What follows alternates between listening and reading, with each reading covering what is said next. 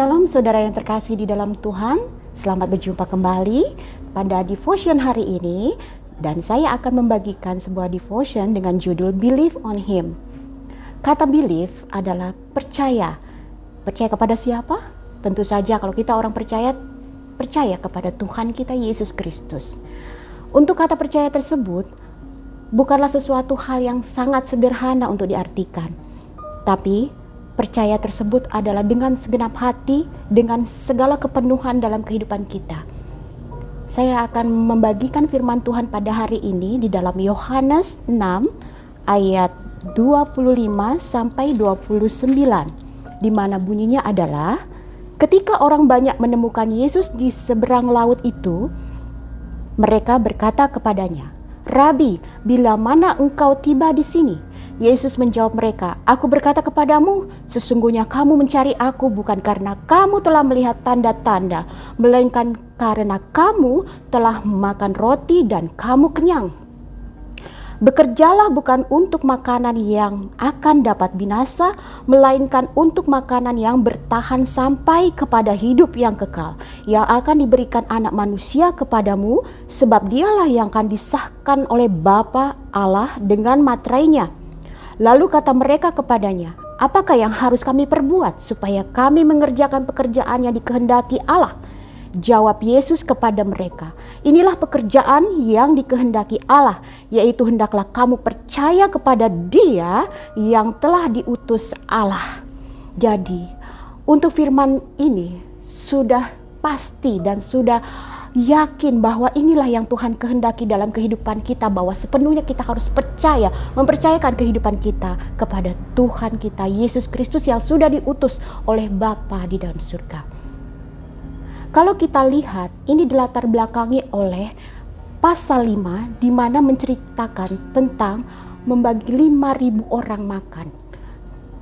Di mana dengan jelas Tuhan Yesus dengan sengaja ingin menguji atau mencoba muridnya yaitu Filipus dengan berkata sebagai berikut, "Di manakah kita akan membeli roti supaya mereka ini dapat makan?" Hal ini dikatakannya untuk mencobai dia, sebab ia sendiri tahu apa yang hendak dilakukannya. Kita bisa melihat dan kita memperhatikan bahwa Tuhan Yesus bukan tidak tahu akan apa yang akan terjadi dan apa yang akan dia selesaikan pada saat itu, di saat memberi makan 5.000 orang. Tentu saja dia adalah Tuhan dan dia yang maha tahu di mana apapun yang dia kehendaki bisa dilakukan. Tapi ia ingin setiap orang yang mengikut dia secara langsung, yang notabene adalah murid-muridnya, kemanapun ia pergi, muridnya juga pergi. Kemanapun ia melakukan sesuatu, muridnya pun lihat. Tapi kita boleh melihat di mana apa yang sudah Tuhan Yesus kerjakan tidak menjamin bahwa muridnya itu percaya penuh kepada Tuhan Yesus. Percaya akan kekuasaan Tuhan Yesus, di mana Tuhan Yesus pernah mengatakan bahwa hal itu dikatakannya pada ayat 6, pada Yohanes 6 tersebut dikatakan hal itu dikatakannya untuk mencobai dia. Siapa? Muridnya, yaitu Filipus. Hal itu dikatakannya untuk mencobai dia sebab ia sendiri tahu apa yang hendak dilakukannya. Tapi Filipus menjawab, apa yang ia jawab? "Roti seharga 200 dinar tidak cukup." Lalu berikutnya Andreas.